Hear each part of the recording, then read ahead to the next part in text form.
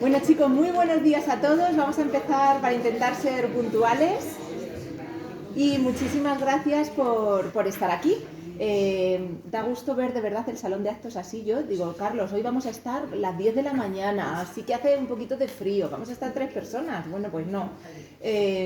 Como sabéis, estamos en otra sesión de La Voz del Mes, este ciclo de conferencias ya antiquísimo, que ya tiene solera, ya es criado en barrica de roble y estas cosas. 4 años.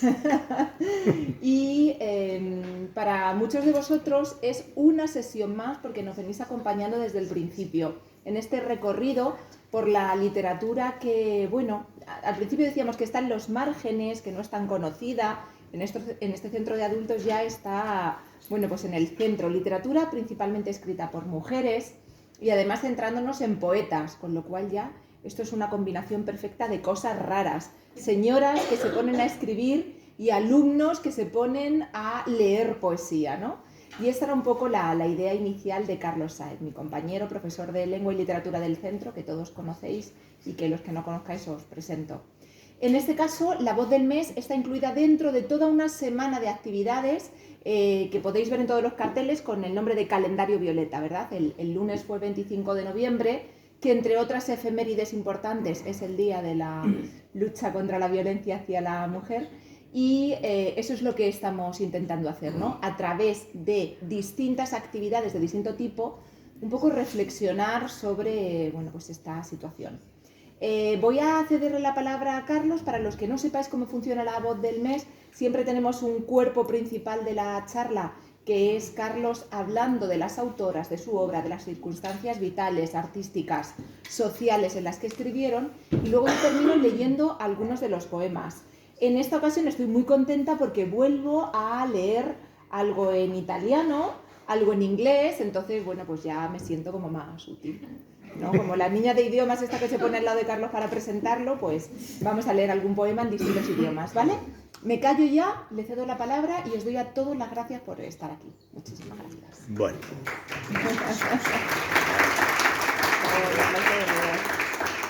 Hombre, es lo primero. Claro. Bueno, pues buenos días, gracias otra vez. Repito lo que ha dicho Lidia, de gracias por estar aquí a estas horas, a las 10 de la mañana, un martes, por favor. Miércoles. O miércoles, de verdad. Bueno, entonces... ¿Cuántos aburrís? Pero bueno, volver a daros las gracias por el interés que tenéis de asistir una y otra vez, muchos de vosotros que os tengo ya muy vistos, y afortunadamente. Y bueno, y más cuando tratamos, ya sabéis, algunos temas un poquito extraños, ¿no? Estas cosas que me da a mí un poco la olla, ya que sabéis que tengo yo la cabeza un poco así regular. Hoy, por eso, hoy tengo un tema en el que juego en casa, ¿de acuerdo? Es decir, que bueno, sí, una cosa que el otro día, sabéis que el lunes fue el cumpleaños de Lidia, y yo tengo mucha memoria para la poesía camboyana y demás, pero para las cosas de la vida cotidiana como que me manejo mal. Pero bueno, pues que se dé, ya la felicité, pero que se vuelva a dar por felicitada. Vale, pues eso, pues hoy nos vamos a meter con un tema un tanto espinosillo, ¿de acuerdo? Es decir, ya vais a ver que vamos a hacer una tarea de reciclaje interesante, ¿de acuerdo? Porque prácticamente desde la primera charla, y sin prácticamente, hemos estado siempre hablando de autoras, autores, pues digamos un poquito tocados, ¿no? Por decirlo de alguna manera, con este tema de la locura. Y yo en un tema que me apetecía especialmente tratar esto que se llaman los ingleses el sick verse, ¿no? Es decir, la poesía escrita por enfermos mentales, por decirlo de alguna manera. Y en este caso, además, centrándonos sobre todo en la obra de mujeres. Aparte de meternos por aquí, yo sí que me gustaría un poco que viésemos, que reflexionásemos un poco sobre la distinta visión que ha habido de la locura a lo largo de la historia, y sobre todo cuando afectaba a los hombres y cuando afectaba a las mujeres, ¿de acuerdo? Es decir, por ejemplo, a mí me ha resultado muy curioso cuando me he puesto un poco pues, a buscar autores y demás, que antes del siglo XX como que no hay locos. Dices, coño, ¿qué pasa? La vida moderna esta nos ha vuelto tan locos. No, sencillamente que es que no se diagnosticaba y a correr, ¿de acuerdo? Es decir, se decía, por ejemplo, si era un hombre como Oscar Wilde, decías, oh, qué extravagante, qué interesante personaje. Si era una mujer como Louise Collet, decía, esta es una histérica. ¿De acuerdo? Es decir, fijaos ya, incluso sin salirnos del siglo XIX, es decir, cómo tenemos este diferente rasero para lo que podríamos llamar los problemas mentales. Yo voy a manejar este concepto de locura, de problema, trastorno mental. No quiero jugar a Freud, ¿de acuerdo? Por lo tanto, voy a manejarlo de una manera bastante amplia. Es decir, desde, digamos, trastornos como la depresión, el trastorno límite de personalidad, hasta ya esquizofrenias, paranoias, cosas de este tipo. Y voy a dejar conscientemente de lado algunas cosas como, por ejemplo, las adicciones. Es decir, las adicciones, porque aquí no terminaríamos. Es decir, si empezamos a hablar de borrachos y drogadictos y demás, pues podemos estar aquí, ya os digo, es decir, sin edie. Entonces, digamos que esos temas los he dejado un poquito adrede. Incluso gente con brotes psicóticos que de repente les pega un jamacuco y hacen algo. Por ejemplo, Louise Collet, no sé si recordáis la charla que dimos de Louise Collet cuando lo de Flaubert, que una de las cosas que comenté es que un día se fue a casa de un crítico y le clavó un cuchillo, ¿no? Es decir, así, nada, una cosa, un brote psicótico de libro. ¿De acuerdo? Brote psicótico de libro. Luego, aparte, también quería matar a Flaubert, dormía con un cuchillo debajo de la almohada. Bueno, pero bueno, vamos a dejar a Louise Collet porque era un personaje un poco curioso. Pues, ¿esto por qué viene? Pues porque realmente la locura en sí, o el trastorno mental en general, ha tenido una visión bastante extraña a lo largo de la historia. Aquí podríamos partir de los propios griegos, ¿no? Es decir, de la Grecia clásica. Es decir, ¿qué se consideraba la locura? La locura, digamos, había varios términos que hacían referencia a ella. Uno era la manía, que se suponía que era algo que te venía dado por los dioses y eso te llevaba a hacer obras maravillosas y demás. Y luego estaba otra cosa que era la ibris, ubris o hybris, porque lo he visto de todas maneras, ¿de acuerdo? ¿Qué era esto de la hybris, o ibris o ubris? Voy a decirlo como me salga, ¿de acuerdo? Porque yo digo que lo he visto escrito y pronunciado de 18 maneras. Pues esto, digamos, es un término que aquí hemos traducido habitualmente por desmesura. Pero que realmente no es tampoco muy adecuada. Es cuando de repente uno hacía una barbaridad. Por ejemplo, Aquiles le matan a Patroclo y coge el tío y se carga media Troya y la deja como un solar, ¿de acuerdo? Es decir, que sabéis que esto da origen a esos primeros versos de lo que es toda la cultura occidental. Canta, oh musa del Peleide Aquiles, la cólera encendida, ¿de acuerdo? Es decir, el principio de la Ilíada. Es decir, que vamos a cantar eso, cuando se cabrea mucho Aquiles. Por cierto, Aquiles, si habéis visto la película de Troya, me imagino, veréis que es porque matan a su primo Patroclo. Patroclo no era su primo, eran algo más que buenos amigos. No sé si me entendéis, ¿de acuerdo? Pero bueno, es decir, la hibris o desmesura, ¿a qué se refería? Se refería un poco a la rebelión del hombre o la mujer contra lo que se llamaba la moira. La moira, me estoy manejando conceptos griegos como si supiera griego, cuidado, o sea, que tuve que estudiar matemáticas en tercero BU porque no me quisieron dar griego. Malvados. Pero bueno, que la cuestión, la moira, ¿qué es? La moira muchos lo interpretan como destino, pero también significa lote, que me gusta mucho más. ¿Qué es la moira? La moira es un poco eso que cuando nacemos como que nos dan un paquete y nos dicen, toma, esto es lo que tienes, ¿no? Y tienes aquí cuarto y mitad de alegrías, medio kilo de penas, kilo y medio de acciones heroicas, etcétera. Y no pidan más. Entonces, ¿qué pasa? Que cuando quieres o bien ser más valiente o más feliz o incluso más desdichado, que los griegos hasta para esto valían, yo digo, pues resulta que entraba esta hibris, ¿de acuerdo? Es decir, y era eso como una especie de locura que, por ejemplo, en el caso de los hombres, pues llevaba a que la cólera, que en ocasiones, fijaos, la cólera, la ira, ¿no? Es decir, se consideraba en ocasiones como incluso como una virtud positiva. Bueno, si es virtudes positivas, que también menuda tontería. De acuerdo, si eras un hombre, pero si eras una mujer te podías acabar siendo Medea. Es decir, que querías haber sido feliz con Jasón y Jasón se larga, pues matas a tus hijos y te quedas tan ancha. Los griegos es que eran muy brutos, ¿eh? O sea, los griegos, tened en cuenta que nosotros les tenemos así muy mitificados, así, con la clámide blanca y tal, y nos los muy imaginamos. Sí, todo. Hablando, ¿y tú qué piensas del ser? Pues hombre, que está mejor que el no ser y tal. Nos los imaginamos así estas cosas, ¿no? Ya te digo. Pero luego realmente eran unos personajes bastante curiosos, tremendamente machistas y demás. pero bueno, vamos a dejar a los griegos ahí. Pues digamos que esta concepción de la ibris o hibris va a marcar eso que se van a conocer como los valores viriles, que ya hemos mencionado en alguna ocasión, es decir, el hombre íntegro, valiente, es decir, que cumple siempre con su deber, estable, digamos, inmutable ante la adversidad, ¿de acuerdo? Que se fue enfrentando, especialmente a lo largo de la Edad Media, se va enfrentando con la mujer, ¿de acuerdo? Es decir, los griegos la mujer como no contaba, pues entonces, yo digo, las tenían metidas en una habitación que se llamaba gineceo, esto no es broma, ¿de acuerdo? Las tenían metidas en una habitación, a las mujeres, esto no crea. De hecho, la tradición de los harenes, que surge en Turquía, no pertenece al resto del mundo musulmán, viene de los griegos, ¿de acuerdo? No viene del Corán, viene de los griegos, que lo sepáis, el tema de los harenes. Pero bueno, que la cuestión a lo que iba es que a lo largo de la Edad Media estos valores viriles se van a enfrentar, digamos, a los valores, entre comillas,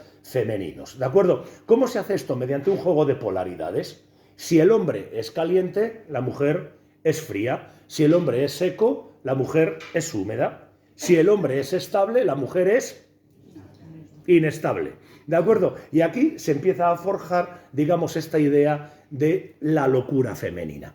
Esto va a tardar en tener un cierto desarrollo y prácticamente pues hasta el Renacimiento, por ahí, cuando surge ya la teoría de los humores y todo esto, no va a tener un desarrollo. Tened en cuenta que una de las cosas que nos hemos encontrado siempre respecto a la mujer, y esta es la razón por la que meto esta charla, digamos, en esta semana, un poco de lo que es el maltrato, en la visión del cuerpo femenino, la visión de lo que es la salud femenina, ha sido siempre muy distinta de la masculina, ¿de acuerdo? Es decir, no había enfermedades propiamente femeninas, todo lo que le pasaba a la mujer, por ejemplo, la menstruación o cosas de este tipo, era una especie de castigos divinos. Pensad que incluso en el libro del Génesis tenemos el parirás a tus hijos con dolor, ¿de acuerdo? Y digamos que esto se acabó centrando en lo que distinguía verdaderamente a la mujer del hombre. No tanto eso que decía Aristóteles de que la mujer es un varón incompleto, ya sabéis lo que le falta, ¿de acuerdo? Es decir, no tanto eso como el hecho de que dentro llevaba al enemigo, el útero. ¿De acuerdo? Lo del útero es una cosa muy curiosa. Todas las teorías que se desarrollaron sobre el útero, que teóricamente era lo que provocaba todos los desequilibrios en la mujer, ¿de acuerdo? El útero, por lo visto, era como una especie de alien, ¿de acuerdo? El octavo pasajero que se movía por el cuerpo y provocaba trastornos, es decir, y eso hacía que ese útero, la mujer fuera inestable por culpa de esto. Como veis, esto tiene una base científica brutal, ¿eh? O sea, como podéis ver, los tíos estaban enterados, pero enterados. Pensad que prácticamente hasta el siglo XVII no aparece un hombre, el tal Falopio, que aprende para qué vale el clítoris. ¿De acuerdo? Es decir, que hombre, que digo yo que le podía haber preguntado a la señora Falopio. No, aunque probablemente sabría para qué valía, digo yo. Pero yo digo que bueno, que para que veáis un poco esta ignorancia, es decir, sobre el cuerpo femenino, atribuirlo todo al útero. Esto llega al punto de que la palabra histeria tiene su raíz en la palabra hísteros, que significa útero. ¿De acuerdo? Es decir, entonces, ¿qué es lo que sucede? El hombre, de repente, sí, puede volverse loco, pero la mujer, ¿qué pasa? Que lleva el enemigo dentro. ¿De acuerdo? La mujer lleva al enemigo dentro. Es decir, un hombre se puede volver loco. Pensad de Don Quijote. Don Quijote es un hombre totalmente tranquilo que por una causa exterior, la lectura de los libros de caballerías, se vuelve loco. La mujer no. La mujer estaba loca. O sea, directamente. nace con esa locura y tiene que pasarse la vida intentando controlarla. Efectivamente. Tiene que controlarla. ¿Qué sucedía? Que la mujer, si se adaptaba a lo que se esperaba de ella en la sociedad, pero excesivamente, ¿qué pasaba? Que estaba loca. Porque se pasaba cuidando a los hijos, se pasaba tal. Si buscaba, digamos, un discurso divergente, entonces estaba loca. Es decir, ¿por qué? Porque no se adecuaba a lo que se esperaba de la mujer. ¿De acuerdo? Es decir, con la mujer era muy fácil. Era muy fácil. El hombre, claro, había una causa, pobrecito. ¿De acuerdo? Pero la mujer no. La mujer era sencillamente, como era inestable, pues ala. Y esto, ojo, que va a perdurar hasta Freud. Freud, estamos hablando ya del entrado al siglo XX.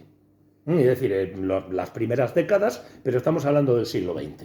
Es decir, que fijaos todo lo que va a perdurar el tema este de la inestabilidad en la mujer como causa de la locura, ¿de acuerdo? Es decir, esto lleva incluso a que la histeria, por ejemplo, se considere una patología exclusivamente femenina, ¿de acuerdo? Es decir, el hombre no es histérico. Claro, ¿cómo vamos a serlo si no tenemos útero? ¿De acuerdo? Es decir, es absolutamente imposible. Pero eso incluso hasta no hace mucho tiempo, estamos hablando de los años 50 o 60, por ejemplo, patologías como el síndrome de Munchausen, o sobre todo el Munchausen por poderes, ¿de acuerdo? Sabéis que el síndrome de Munchausen es cuando uno quiere que le hagan caso y se autolesiona o cosas de este tipo para que los médicos le hagan caso. El Munchausen por poderes es todavía peor, porque es cuando tú cuidas de alguien, te obsesionas en ese cuidado y acabas provocando enfermedades o provocando lesiones a esa persona para que los médicos le hagan caso. Bueno, pues el Munchausen por poderes hasta hace muy poco tiempo se consideraba también que era algo femenino. ¿Por qué? Muy simple. Porque ¿quién cuidaba de la gente? Las mujeres. Es decir, lógicamente, cuando ha empezado a haber hombres que han empezado a cuidar, coño, se ha visto que también el Munchausen nos afectaba. Claro, y dice, anda, pues resulta que no es femenino, claro. Y esto es una de las cosas que ahora se ha ido viendo. Es decir, que no hay ningún tipo de patología exclusivamente femenina, ¿de acuerdo? Es cierto, estadísticamente al menos, es decir, que digamos que las mujeres sí que tenéis una cierta facilidad más de tener trastornos mentales, ¿de acuerdo? Es decir, ¿esto a qué se debe? Lógicamente, coño, al útero. A ver, es que está claro. Es decir, y si no es al útero, pues a lo que hay alrededor del útero. Fijaos en un detalle. Una mujer, ¿estás histérica? Útero. ¿Tiene la regla? El útero, al lado. O está más follada. ¿De acuerdo? Ojo, que además lo de estar mal follada, eso es muy curioso, porque cuando lo decimos los hombres de una mujer, no es que está mal follada. Coño, algo de culpa tendremos los hombres. Digo yo, ¿de acuerdo? Pero bueno, es decir, fijaos cómo siempre remitimos a la sexualidad femenina, remitimos este tema un poco de la locura o de la inestabilidad. ¿De acuerdo? Esto es muy curioso. Volviendo un poco a lo que iba de la estadística, ¿no? Es decir, es cierto, digamos, las mujeres hay una cierta propensión más. Y dicen, bueno, pues será porque son inestables, claro, vale, bien, no. Es decir, ¿quién cuida, quién hace la compra? ¿Quién limpia la casa? ¿Quién va a trabajar y cuando vuelve tiene que hacer todo eso? Es decir, ¿quién tiene cada 28 días y medio la regla? ¿Quién tiene que pasar embarazos de 9 meses? Etcétera, etcétera, etcétera, etcétera. ¿Qué es lo que sucede? Que a las mujeres se os ha enseñado a aguanta. Es un día explota por algún lado. Explota en forma de depresión, explota en forma de brote psicótico, explota de 1000 maneras. Porque al final es que tiene que reventar, ¿de acuerdo? Es decir, que no es que haya una propensión mayor, es que la presión a la que os veis sometidas es muchísimo mayor. Nosotros decimos, uy, es que nosotros tenemos más problemas cardíacos. Vale, muy bien, pero nosotros no tenemos esa presión continua, y encima de ir sonriendo y guapo por la vida. ¿De acuerdo? Porque encima, nosotros, por ejemplo, pensad la anorexia. ¿De acuerdo? La anorexia, recordáis que estuvo muy en los años 90, bueno, finales de los 90, principios del siglo XXI, estuvo muy, hoy sigue siendo un problema importante, que también en principio se achacaba solo a las mujeres. ¿Por qué? Porque afectaba y afecta, igual que la bulimia, mayoritariamente a las mujeres. ¿Por qué? Porque ¿quién tiene la exigencia de tener una imagen pública, digamos, bella? Las mujeres. Los hombres nos ponemos cualquier cosa y si nos peinamos, miradme a mí. ¿De acuerdo? Yo me quedo en una charla y mira qué pelos traigo. Es decir, si fuera Lidia, probablemente algunos estarían diciendo, mira cómo viene Lidia. ¿De acuerdo? En cambio, hay que decir, bueno, ¿cómo es Carlos? Hay que entenderle.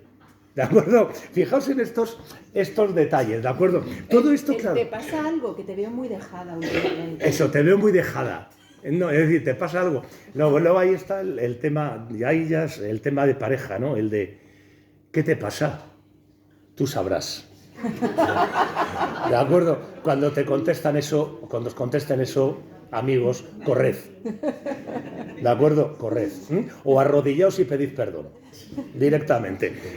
Ya digo, ¿qué te pasa? Tú sabrás, ¿de acuerdo? Es decir, pues, a lo que voy es a eso, es decir, que no es que exista ni mucho menos esta propensión, ¿de acuerdo? Que históricamente se ha ido viendo y lo hemos aceptado casi como un mantra, ¿de acuerdo? Y leemos las estadísticas y decimos, ves, sesgo de confirmación, si esto me confirma lo que yo estaba pensando.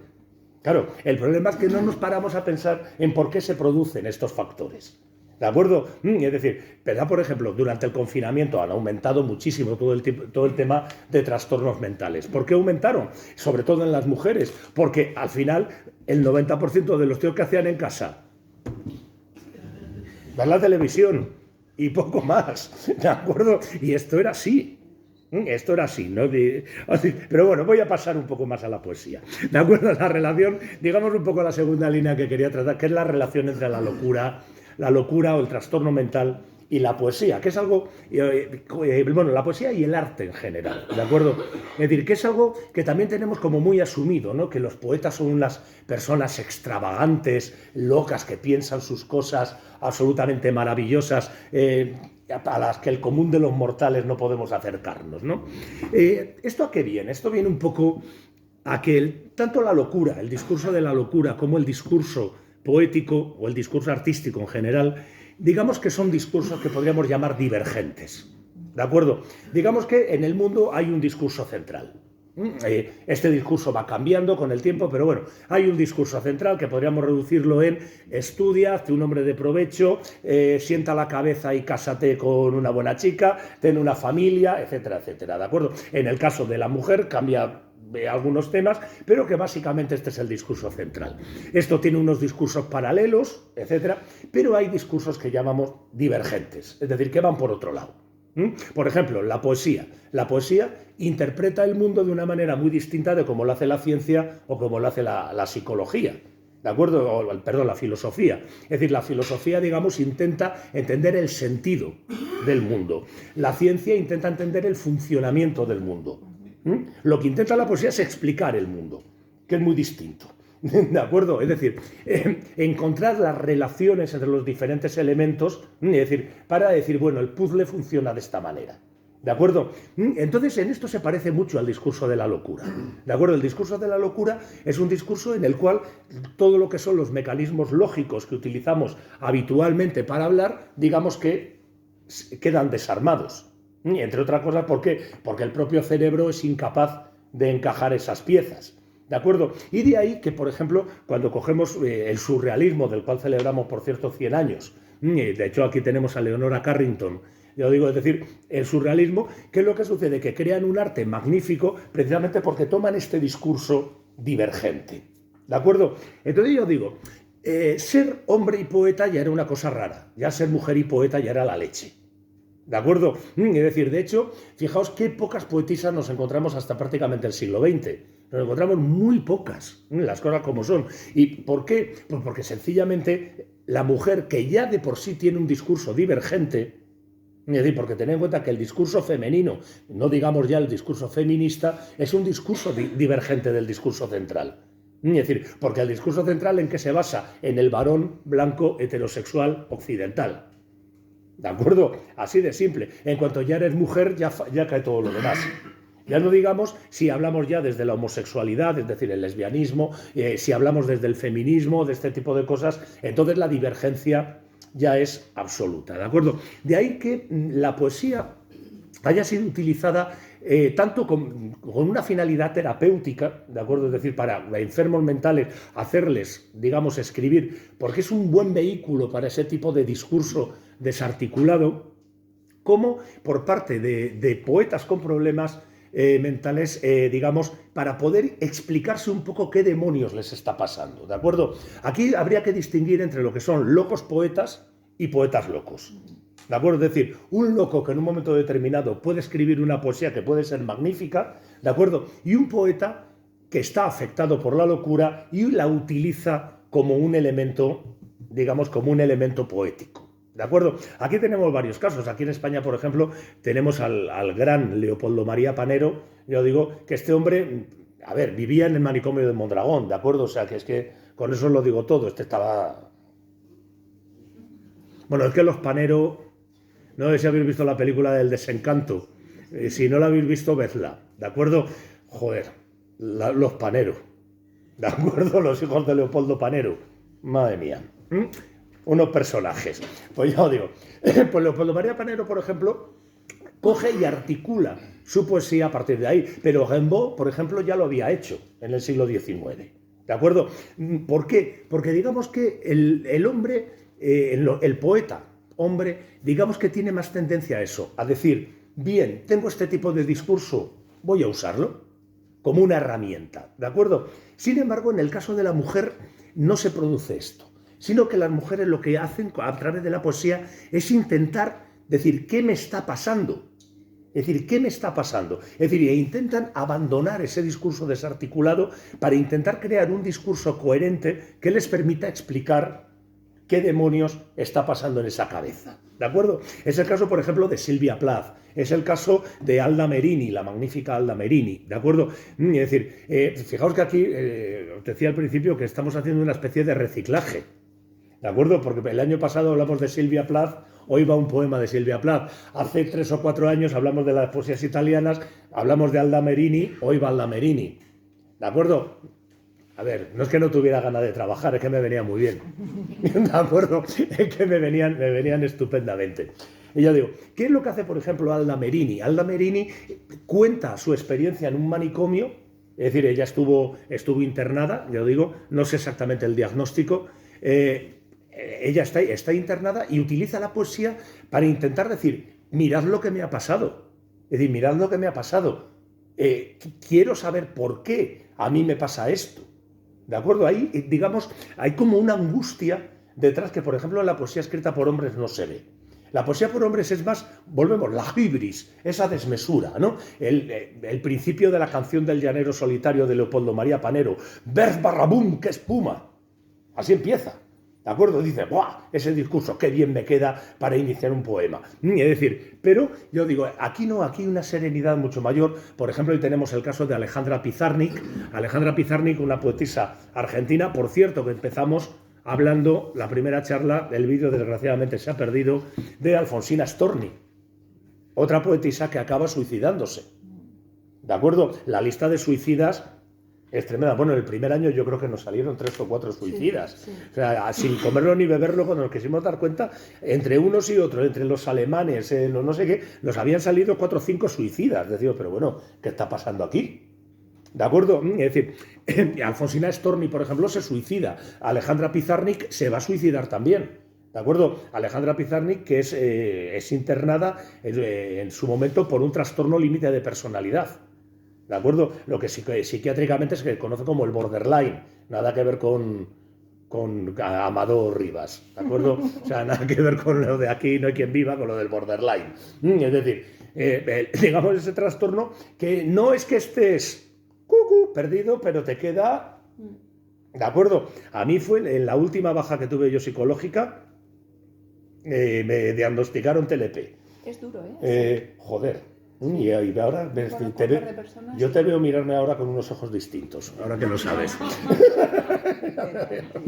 Sí, a ver, yo tengo depresiones congénitas, endógenas, joder, tengo una manía con decir congénita, depresiones endógenas, es decir, esto que es como una bomba de relojería.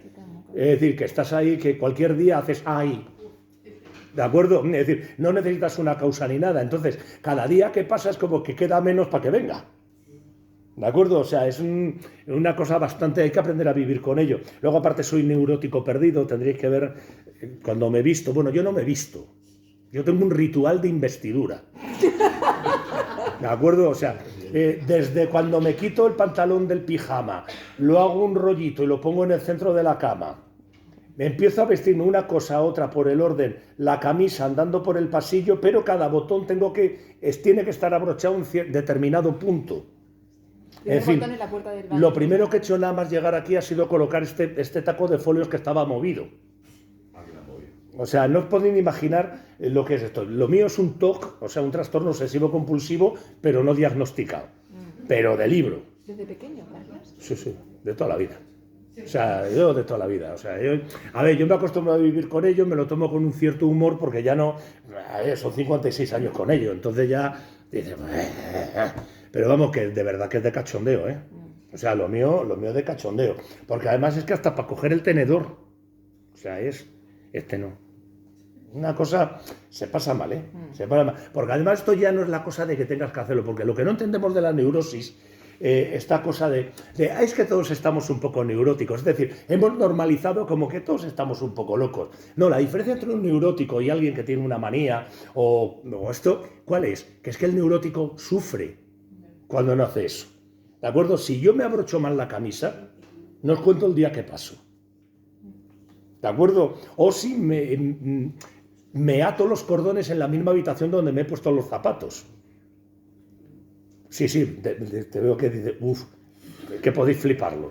¿De acuerdo? Es decir, se sufre, de verdad. Es decir, que este sufrimiento es lo que no conseguimos entender. ¿De acuerdo? Es decir, digamos de la locura. Estoy hablando de formas menores de locura, ¿de acuerdo? Es decir, yo lo bueno que tiene lo de ser neurótico es que, bueno, me libro de la psicosis.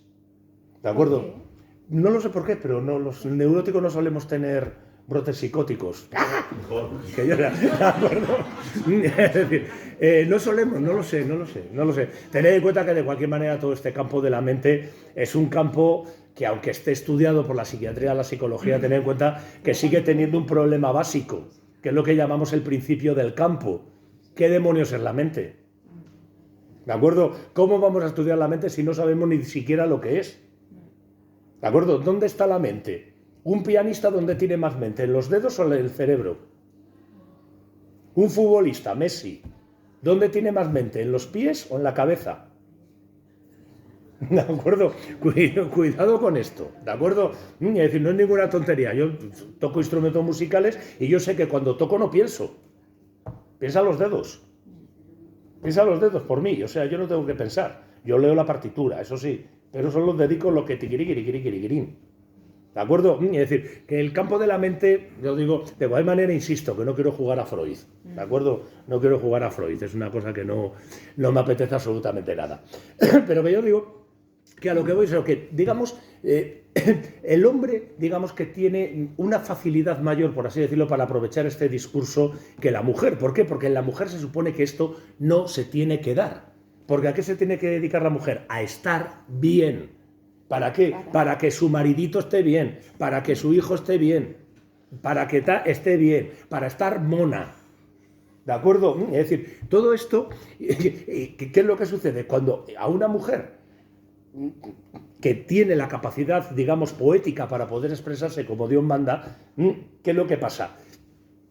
Que no puede utilizarlo. No puede utilizarlo porque dice, no, es que esto me está trastornando. Porque al fin y al cabo todos somos hijos del discurso donde hemos crecido. Esto no tenemos que olvidarlo, ¿de acuerdo? Es decir, de hecho, pensad, por ejemplo, cuando hablábamos de Silvia Plath, o lo voy a comentar ahora, es decir, que decíamos que ella era una hija de su tiempo totalmente. Es decir, ella es una chica que es educada por unas figuras masculinas tremebundas y ella acepta absolutamente ese papel, digamos, de mujer sumisa, tanto como hija como después como esposa. ¿De acuerdo? Es decir, adopta ese papel de menor eterna, de eterna menor de edad, digamos que le viene asumido. Otras lo asumen menos, por ejemplo, Alfonsina Storni. ¿De acuerdo? Alfonsina no asume ese papel de mujer sumisa. Dice, no señor, yo estoy aquí, yo soy la loba. Es que me encanta el título de ese poema. Yo soy la loba. Es decir, y dice, soy muy mala. ¿De acuerdo? O sea, incluso lo dice. O sea, me encanta esa aceptación. Recuerden que también con Gabriela Mistral. Bueno, Gabriela Mistral era más cuerda que todas estas, pero bueno. Es decir, Gabriela Mistral también decía, es que yo soy muy mala. ¿De acuerdo? ¿Por qué? Porque no aceptaba ese papel de mujer sumisa. Es decir, de hecho, ella no se casa y de hecho descubre su lesbianismo, digamos, a una edad bastante avanzada. ¿De acuerdo? Aquí, por ejemplo, vamos a ver otro caso, el de Alejandra Pizarnik. ¿De acuerdo? Alejandra Pizarnik, que es una grandísima poetisa argentina también, yo digo, es grandísima, maravillosa. Pizarnik que se suicida tomando barbitúricos con 32 años, creo, muy joven, ¿de acuerdo? O sea, de 32, 34, no recuerdo ahora mismo, pero bueno, muy joven. Yo digo, pues Alejandra Pizarnik digamos que tiene una juventud absolutamente desatada, ¿de acuerdo? A nivel sexual. Es decir, ¿qué es lo que sucede? Que ella va a sufrir el síndrome que se llama de ocultamiento en el armario. Es decir, yo sé que soy homosexual, pero tengo que ocultarlo. Es decir, ¿qué va provocando eso? Una insatisfacción continua con todo lo que se hace. ¿De acuerdo? Pensad, por ejemplo, en otra patología que se pone con las mujeres, que es la ninfomanía. ¿De acuerdo? Eso no existe en los hombres, porque en los hombres está muy bien. Claro, que vayas tú por ahí, ala, y todo lo que caiga, eso son muescas en el revólver.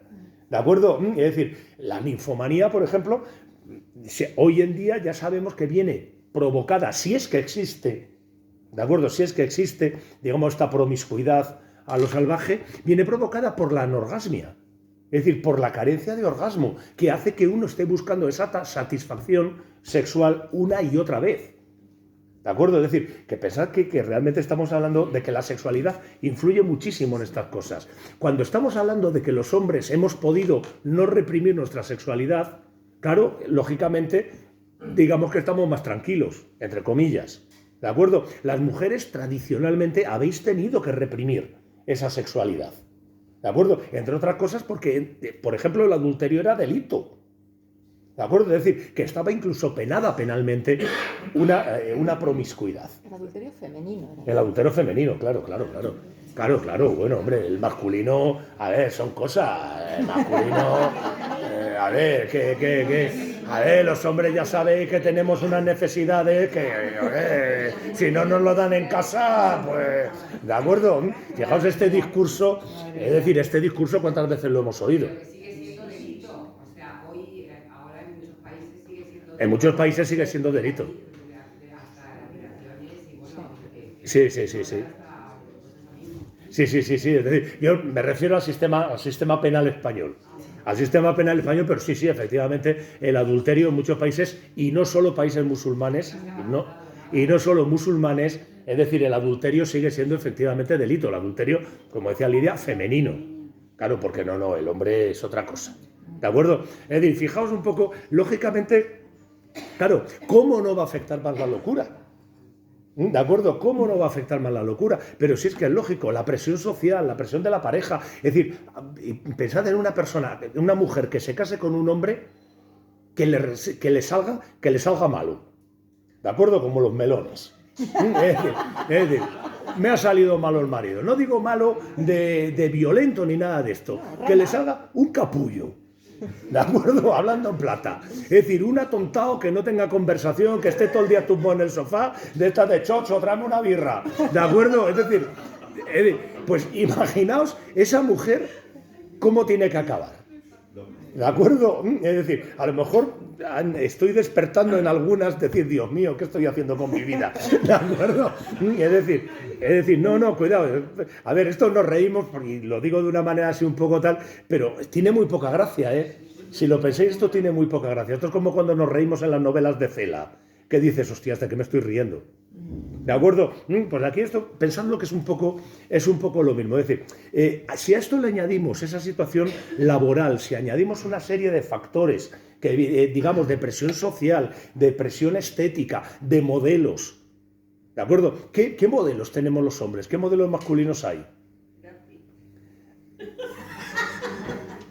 No, pero digo para los hombres, no, para nosotros.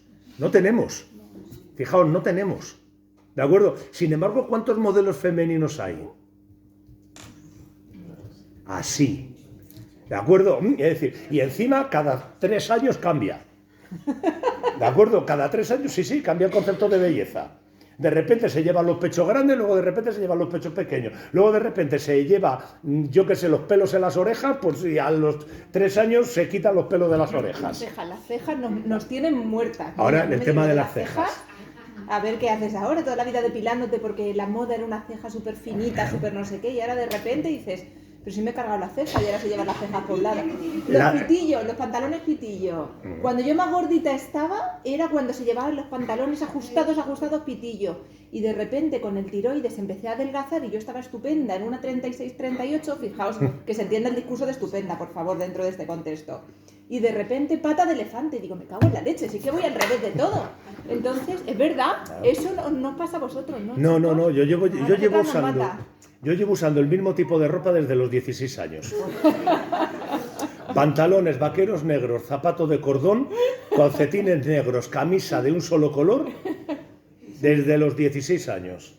Lo que tú dices que cambia cada 3 años, entonces te tienes que Pues amoldar ya digo, continuamente. sí. Hay que estar... Una cosa es ya la moda del vestir, pero luego estamos hablando ya del cuerpo. Estética, ¿De acuerdo? sí. Pensad, por ejemplo, en cosas que incluso habéis aprendido que son feas. Las mujeres. El vello corporal. El vello corporal. Y dice, uy, es que las francesadas no se depilan, qué guarras. ¿De acuerdo? Uy, qué feo con todo el pelo en los sobacos. Pero no os dais cuenta de que eso habéis tenido que hacerlo para complacernos a nosotros. Una sociedad, sí. Lo mismo que el maquillaje, lo mismo que las operaciones de cirugía estética, lo mismo que los aumentos de pecho, rinoplastias, no sé qué. Al fin y al cabo, es decir, durante mucho tiempo, ahora hay mucha gente que las hace ya porque quiere. Es decir, pero han sido para complacernos a los hombres. Fijaos en este pequeño problema, que creo que no es tan pequeño. ¿Que nos encontramos poetisas locas? Claro.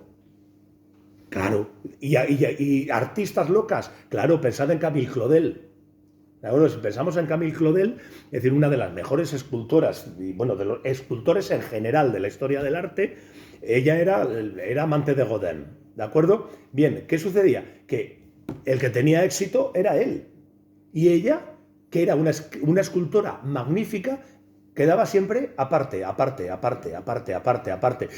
una exposición, ¿quién iba? Rodin. Rodin. Rodin decía, uy, qué chulo te ha quedado eso, Camille, te lo voy a copiar. Y se lo copiaba, ¿de acuerdo? Y se lo copiaba y se quedaba más ancho que largo. ¿Qué pasa? Que Camille Claudel, a base de no sentirse valorada como artista, acaba en un manicomio. Es decir, con una crisis, entre las crisis de ansiedad y la depresión que a ella le entra por ese fracaso como artista, es decir, pues la pobre mujer acaba fatal, ¿de acuerdo? ¿Cómo no vamos a tener, digamos, artistas, poetisas que estén como una regadera?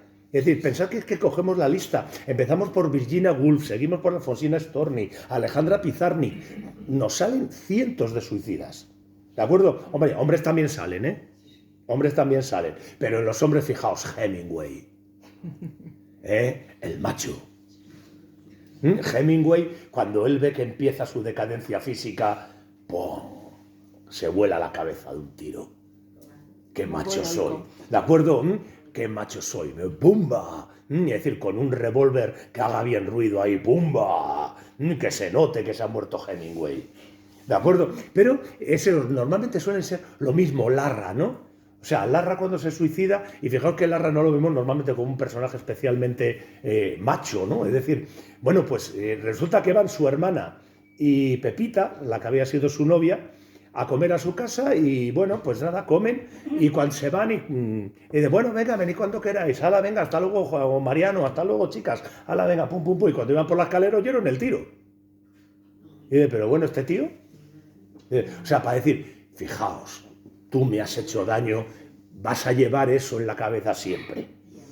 ¿De acuerdo? Es decir, el suicidio masculino tenía en cuenta que hay como ese punto como heroico, ¿no? Como ese punto como heroico. Sin embargo, el suicidio femenino, claro, como el suicidio femenino, una mujer no se pega un tiro.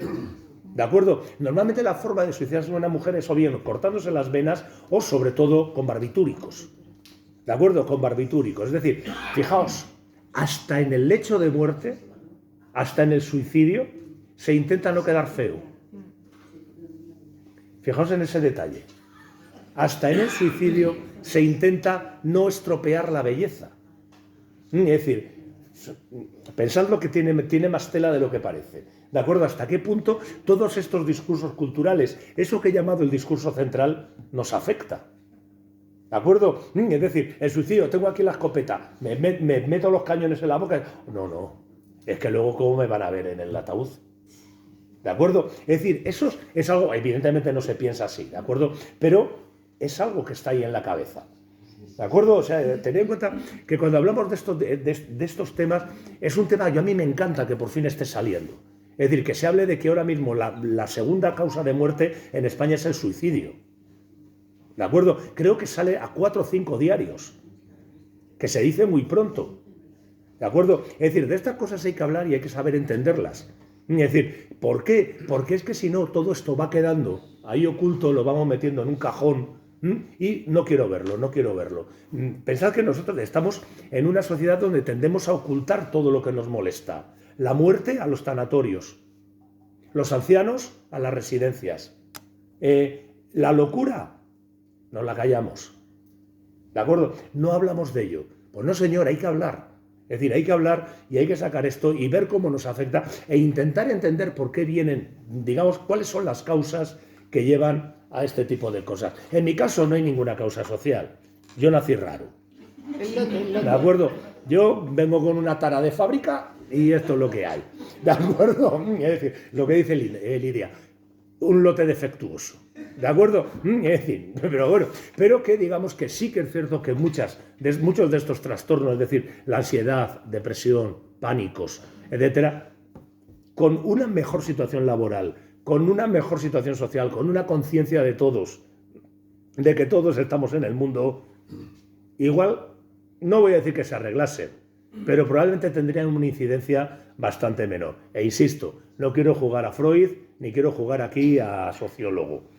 ¿De acuerdo? Pero creo que probablemente si nos planteásemos nuestra sociedad de una manera distinta, sería mucho mejor. Yo digo, y vais a ver aquí eso, lo que os decía un poco de ese discurso de la poesía. ¿De acuerdo? Ya termino con esto. Es decir, este discurso de la poesía femenina, vais a ver eso, como muchas veces es como una especie de exorcismo. ¿De acuerdo? Es decir, voy a echar aquí mis demonios, y decir, y que se vayan. ¿De acuerdo? Es decir, por eso a mí me parece una poesía magnífica. La poesía escrita por hombres es otra cosa, ¿de acuerdo? Es más eso, ver barrabún que espuma. Es decir, en cambio aquí siempre hay como ese dolor que se intenta marcar ahí, es decir, mirad, tengo pupa. ¿De acuerdo? Esa frase me encanta, o sea, tengo pupa, no me duele ni sufro, no, tengo pupa. ¿De acuerdo? Es decir, ayudadme. Es decir, son como llamadas de socorro. Por eso he cogido para el cartel lo que he cogido, es decir, la esquina superior derecha del Guernica. Es decir, esa mujer que levanta las manos hacia una ventana, y he puesto ese cristal roto un poco para destacar el ojo. Es decir, que grita pidiendo ayuda, es decir, que busca una salida. Eso es un poco lo que vamos a quizá encontrarnos aquí. ¿De acuerdo? Pues os dejo ya con Lidia, que encima hoy hablan 2 o 3 idiomas. Va a ser una cosa tremenda.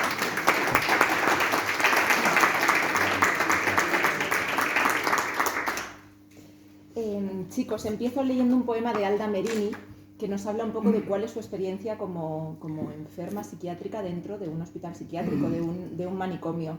Lo leo primero en español para que veáis lo que es y después para que disfrutéis del italiano. La Tierra Santa. He conocido Jericó, yo también he tenido mi Palestina. Los muros del manicomio eran las murallas de Jericó, y un pozo de agua emponzoñada nos ha bautizado a todos. Allí dentro éramos hebreos, y los fariseos estaban arriba, y estaba allí también el Mesías, confundido entre la multitud. Un loco que aullaba al cielo todo su amor por Dios.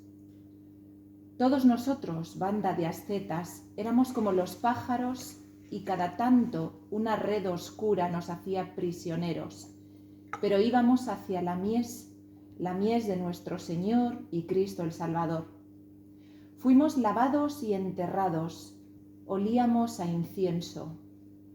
Y luego, si amábamos a alguien, nos daban electroshock porque decían, un loco no puede amar a nadie. Pero un día desde dentro de la tumba yo también volvía a despertar. Y yo también, como Jesús, tuve mi resurrección, pero no subía a los cielos. Descendí al infierno, desde donde vuelvo a ver asombrada los muros de la antigua Jericó. En italiano. La Terra Santa.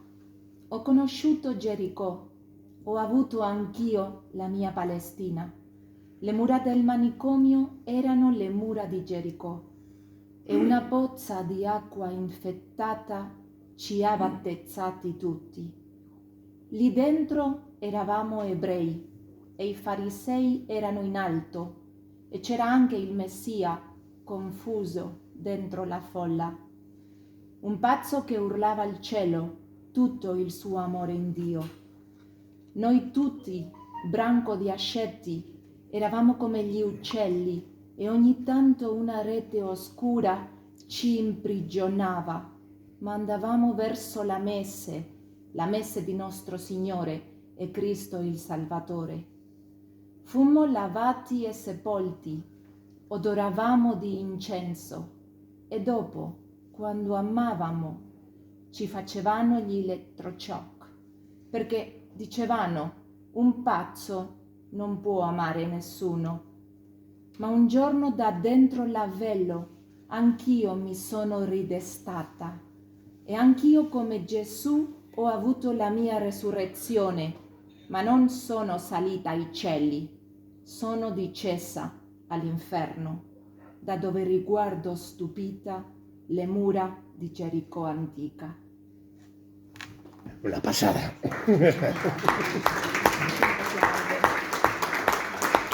Esa frase de un loco no puede amar. Nos daban electroshock, ¿no? Cuando amábamos Nos daban electroshock.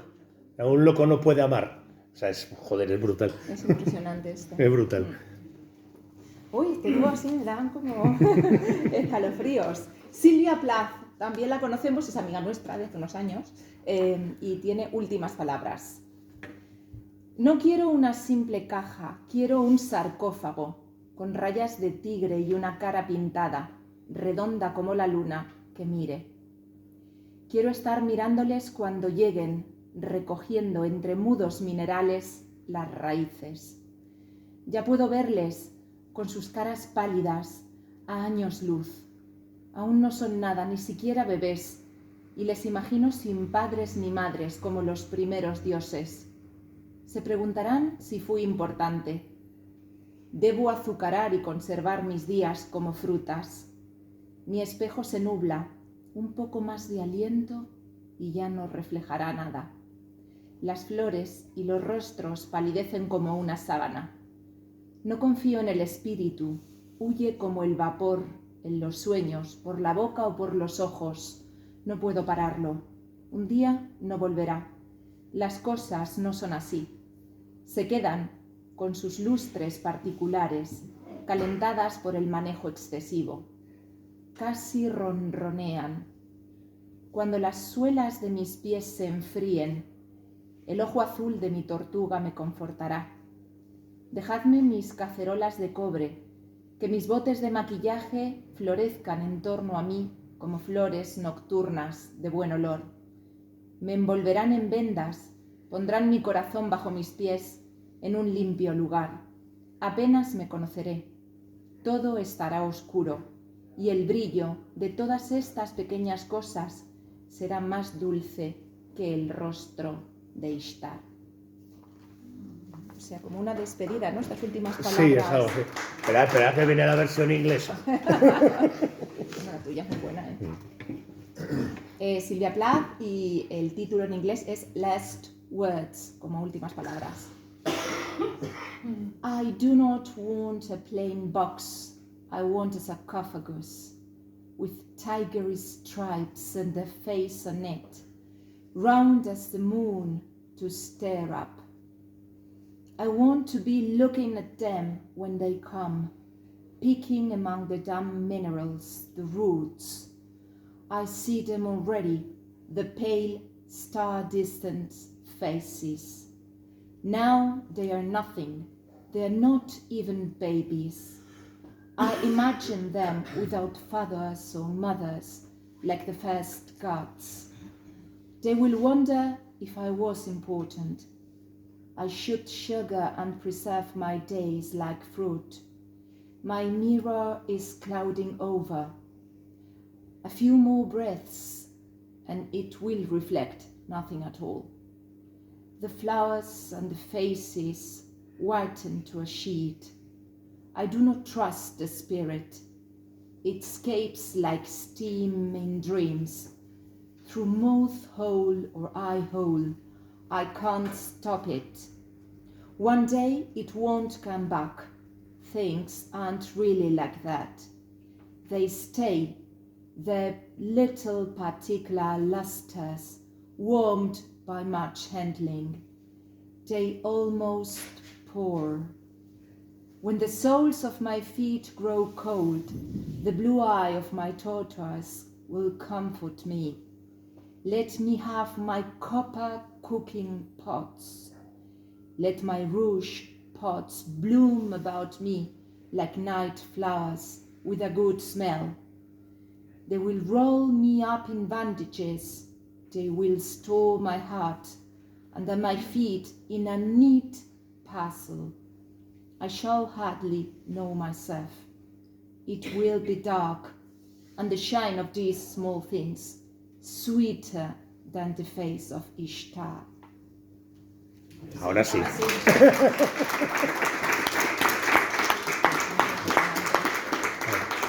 Es un poema este, por ejemplo, es la cosa esta de, a ver, no entiendo mi vida. Cuando yo me muera, los que vayan a venir, tampoco, o sea, los que vengan a verme muerta, no van a saber lo que he pasado. Es decir, pues ¿con qué me voy a quedar? Me voy a quedar con mis cosas. Lo único que voy a intentar es conservar lo que yo soy en estos poemas que estoy escribiendo. Es decir, para que alguien pueda entenderlo. Es decir, por eso dice lo del sarcófago. Es decir, el sarcófago es una imagen que se pone encima del cadáver, no es el cadáver. Entonces, claro, ¿qué van a ver? Van a ver algo que no soy yo. Es decir, ¿por qué? Porque una vez que yo muera, todo el sufrimiento que yo he pasado no va a estar. Y se preguntarán quién era interesante. Ahí está, efectivamente. Pues dice, aquí me quedo yo con mis cacerolas y mis cosas. ¿De acuerdo? Es decir, es un poema que a mí me encanta personalmente. Bueno, a mí Silvia Plath es que... O sea, es adoración lo que tengo yo por esta mujer, ¿de acuerdo? Es devoción, como decían los otros, es devoción lo que tengo por Faulkner. Pues yo, bueno, aquí, ya digo, porque me parece una de las grandes poetisas de todos los tiempos, ¿de acuerdo? Es decir, y además eso, que vivió tantos años con el tema de la locura, que la pobre mujer es que, joder, qué pena da. Ay, pobrecita. Alejandra Pizarnik. Alejandra Pizarnik. Perdona. Sí. Iba, no sé, un comentario. El caso de todas estas mujeres que estamos hablando de la locura, ¿hasta qué punto también están poco comprendidas porque los psiquiatras eran hombres? Sí, por supuesto. Es que no he querido... No se las entendía tampoco porque... Yo a eso le achaco a lo mejor el 80% de la culpa. Le achaco el 80% de la culpa. Lo que sucede es que, recuerda lo que he dicho, no quiero jugar a Freud. Claro, pero efectivamente el discurso médico, que es uno de los discursos laterales del discurso central, efectivamente, al haber sido hombres que además siguen, tened en cuenta, Freud empieza su obra con los estudios sobre la histeria. Es decir, que él parte de esa tradición. Luego se da cuenta de que igual por ahí no van los tiros. Es decir, pero efectivamente el hecho de que muchos de los psiquiatras fueran hombres influye en que decir, bueno, tendrá la regla, estará mal follado, lo que decíamos. ¿De acuerdo? Es decir, sí, ahí vamos. Te doy la razón, pero vamos, sin dudarlo. Pero además hasta hace relativamente poco, chicos, nos decían que algunos de los estudios a la hora de desarrollar una nueva vacuna, de estudiar una enfermedad, estaban de alguna forma sesgados porque se habían probado en muestreo de pacientes que principalmente, por ejemplo, eran hombres.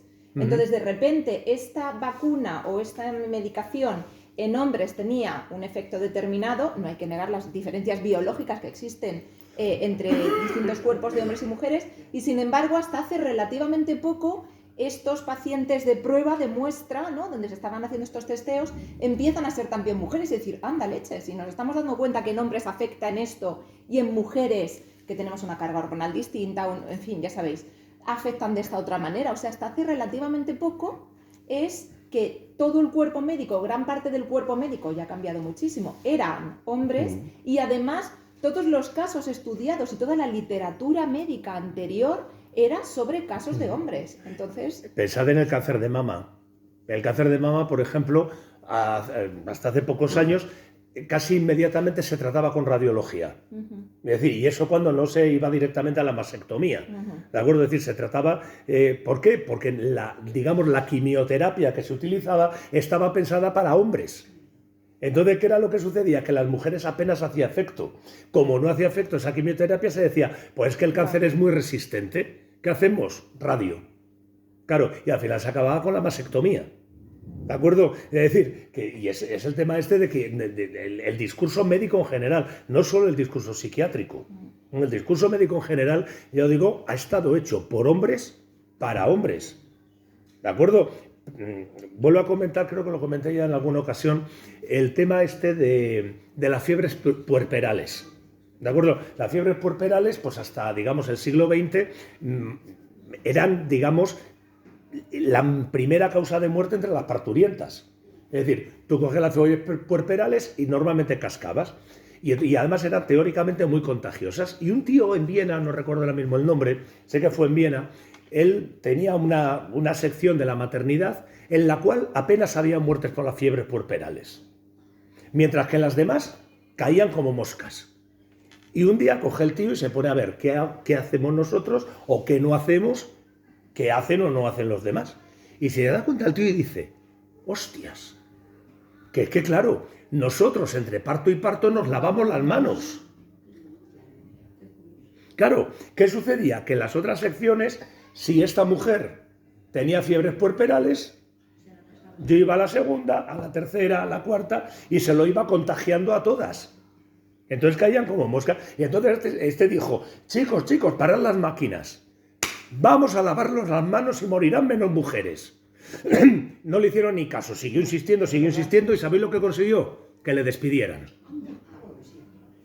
¿De acuerdo? Así de simple. Para que veáis un poco hasta qué punto se ha tenido en cuenta las patologías femeninas. ¿De acuerdo? Es decir, que el tío que descubre cómo acabar con las fiebres puerperales es despedido. Por insistir en algo terrible. Vamos a lavarnos las manos. Ahí lo dejo. Y también se utilizaban los manicomios para cerrar a las mujeres que eran un poco díscolas. Sí. Los discursos divergentes, efectivamente. De herencias y cosas así, las metían ahí, las metían a todas. Sí. O los manicomios o los conventos. Efectivamente, los manicomios y los conventos era eso, cuando, digamos, había un hijo y una hija que se podía llevar la herencia, pues para no repartir, uy, es que está loca. El mismo caso de Juana la Loca. Juana la Loca, luego ya históricamente ya nos hemos dado cuenta de que sí, que estaba muy malamente. ¿De acuerdo? Es decir, pero durante mucho tiempo se sospechó, y con una cierta razón, de si no hubiese sido el problema de que decidieron declararla loca para invalidarla como reina. ¿De acuerdo? Luego sí, ya cuando se muere Felipe y empiezan a moverlo por ahí, ya la gente dijo, sí, que esta chica va a estar un poco mal. ¿De acuerdo? Pero es eso, es decir, se llegó a pensar en ese discurso de decir, Juana la Loca, a lo mejor no estaba tan loca, bueno, pues sí, parece que sí. ¿De acuerdo? Pero que sí que es cierto, ¿cómo? Yo creo que hay que entender también, dejar fuera de contexto, ahora estamos hablando. Sí. Pero el contexto es primordial, ¿no? Claro. De ese momento, de cómo, por qué, qué tal. ¿Sabes? Porque luego hay muchas cosas dispares. Ahora mismo lo que me impresiona muchísimo es que se está avanzando con el tema este de la mujer, que logremos un cambio bastante, sobre todo en los últimos años. Gracias a Dios. Hay países que ha sido lo contrario, ¿no? Lo contrario. Gente que, bueno, estamos hablando de países, pero terrible, o sea, que es un retroceso. Un retroceso tan grande y tan positivo, que eso nos tenía que tocar mucho más, ¿no? Y yo creo que nos valorizamos demasiado, ¿no? Entonces estamos viendo a mujeres que antes eran médicos, eran conductores de autobús, eran pilotos, eran azafatas, y resulta que ahora no pueden ni hablar. Sí. Y yo creo que hay que poner ahí más el tema, porque todo eso yo creo que nos biloba a todos. Sí. Ahora no es como antes, que se tapaba y no lo sabía. Y es que ahora cualquier persona puede ir a un país, puede... Sí. Eso es que me parece terrible. Sí. Se haga marcha atrás a marcha atrás. Sí. No, y por ejemplo en Europa estamos viendo, en Europa vamos hacia allá. Pues en Europa vamos en ese discurso. Es decir, vamos en ese discurso. Es decir, lamentablemente es algo que es general en todo el mundo. Y dices, bueno, es que están muriendo, pero que la que peor muerte es vivir sin vida. O sea, es un martirio. Una persona que está metida casi en un zulo, que no puede ni hablar, que no puede, y que haya vivido otras experiencias, sus padres, sus abuelos, va a volverse una loca, pero para volverse loca. Sí, sí, sí. Fijaos, el caso de Alejandra Pizarnik es esta chica que tan jovencita se suicidó y no les pillaría de sorpresa, ¿no? Porque, No creo. A ver, el primer libro de Alejandra Pizarnik se titula Extracción de la piedra de la locura. El despertar, a León Ostrov. Señor, la jaula se ha vuelto pájaro y se ha volado, y mi corazón está loco porque aúlla a la muerte y sonríe detrás del viento a mis delirios. ¿Qué haré con el miedo? ¿Qué haré con el miedo? Ya no baila la luz en mi sonrisa, ni las estaciones queman palomas en mis ideas. Mis manos se han desnudado y se han ido donde la muerte enseña a vivir a los muertos. Señor, el aire me castiga el ser. Detrás del aire hay monstruos que beben de mi sangre. Es el desastre, es la hora del vacío no vacío. Es el instante de poner cerrojo a los labios, oír a los condenados gritar, contemplar a cada uno de mis nombres ahorcados en la nada. Señor, tengo 20 años. También mis ojos tienen 20 años y sin embargo no dicen nada. Señor, he consumado mi vida en un instante.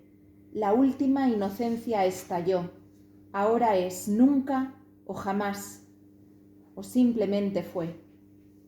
¿Cómo no me suicido frente a un espejo y desaparezco para reaparecer en el mar donde un gran barco me esperaría con las luces encendidas? ¿Cómo no me extraigo las venas y hago con ellas una escala para huir al otro lado de la noche? El principio ha dado a luz el final. Todo continuará igual.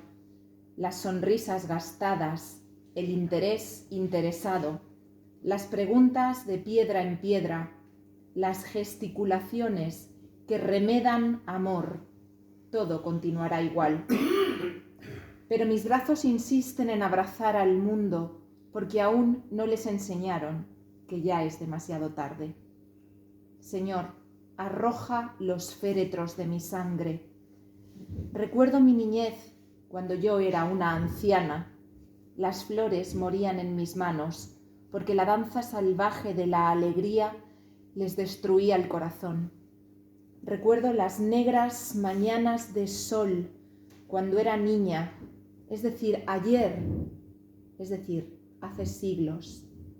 Señor, la jaula se ha vuelto pájaro y ha devorado mis esperanzas. Señor, la jaula se ha vuelto pájaro. ¿Qué haré con el miedo? Esa frase de ¿qué haré con el miedo? Tela. Tela. Es alucinante. ¿Os habéis quedado? Sí. Podéis aplaudir, ¿eh? No queda todavía un par de ellos, pero...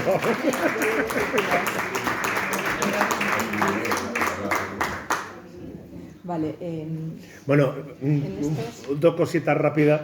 Ahora viene Leonora Carrington. Apenas se ha hablado de ella. Leonora Carrington es poetisa y es pintora, ¿de acuerdo? Y estuvo relacionada con el grupo surrealista, una mujer con un talento increíble, pero esta sí que estuvo toda su vida pasando de manicomio en manicomio, ¿de acuerdo?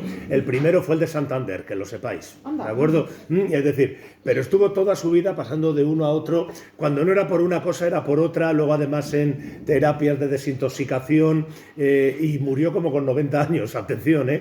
O sea que ya os digo que... Quiere decir que a lo mejor, pues no sé, tampoco es tan malo. Pues es que ahí puedes... está. Sí, está, para mí que hizo como Alfred Jarry, ¿no? Que dijo que se iba a suicidar despacio y tardó como 25 años. Ya os digo. Sí, no, a ver, no, él lo dijo cuando se fue a París, entonces no es coña. Dijo que él iba a suicidarse pero que no tenía prisa. Y entonces se dedicó a beber hasta el agua de los jarrones, a meterse en todas las peleas en las que pudo. De hecho, él iba con un revólver por la calle y demás, y al final pues se murió. Yo digo, pero Leonora Carrington es un poco lo mismo, ¿eh? O sea, de un suicidio sin prisas. ¿De acuerdo? Es un personaje muy curioso, tanto como pintora como poetisa. Además, unos poemas muy cortitos, muy de esto de unas imágenes vais a ver un tanto llamativas. Sí, es surrealismo puro. Los otros es verdad que nos llegan y nos emocionan, pero cuesta que te conmueve porque dices, espérate, año y medio para entender a ver qué me quiere decir en un poemita. Sí, y es quizá de todas la que maneja más el discurso de la locura como si fuera un hombre. No sé si me entendéis. Es decir, dice, tengo este discurso, bien, voy a aplicarlo. ¿De acuerdo? Sí, en las otras, fijaos que lo que hemos estado viendo prácticamente es un Dios mío, ¿qué me está pasando? ¿De acuerdo? Ese intentar comprender ese interior roto. Aquí no, aquí es más. Vamos a usarlo. Esto es lo que hay, mira, que abre Ahí las está. puertas, mira lo que hay, ¿no? Efectivamente, sí. Y al que no le guste, pues que no mire. Vale, Buey se llama el primer poema, son muy cortitos. Azul espíritu sanador, tu psique de buey se ajusta, sigue a tu sombra, a los abismos más profundos del ello. Tu ánima, los animales se comen sus propias ideas, que no mueran de hambre, a menos que quieras un retorno seguro. Y se queda como Dios, tan pancha. ¿Está esto? Tan pichi. Tan pichi, y ya está. ¿Vale? En inglés es ox, buey. Blue healing spirit, your oxen psyche falls into step, follows your shadow into deepest ravenous of the eat. Your animals eat their own ideas. Don't starve them, lest you want a safe return. La cueva. Cuervo albino, bebe toda la oscuridad desde el cielo. Oscuros, oscuros buitres, cantad a la máscara que una vez fue de la vida. Cuervo albino, eres el antídoto. El colgado arroja imágenes en ojos saturados. 2 espías de tinta. En inglés, The Cave. Albino raven, drink all darkness from heaven. Dark, dark buzzards, sing to the mask that once belonged to life. Albino raven, you are the antidote. The hanged one pours images into saturated eyes. 2 ink spies. Pues que ya estaría. Simplemente una cosilla sobre el discurso de la locura, ¿de acuerdo? Esta, digamos, apropiación del discurso de la locura. Cuervo albino, ¿de acuerdo? Fijaos, si hay algo que es el símbolo absoluto de lo negro, es el cuervo, ¿de acuerdo? Y nos habla de un cuervo albino. Es decir, fijaos que es una de las imágenes más increíbles que pueda nadie trazar ahí. Dices, un cuervo albino. O sea, en fin, ahí lo tenéis, ¿no? Es decir, este discurso de la locura que cogemos A y B y ¡mac! Lo conectamos, ¿de acuerdo? Enganchen o no, da igual. Una maravilla. Bueno, chicos, lo dicho, muchísimas gracias y nos vemos en la siguiente. En diciembre.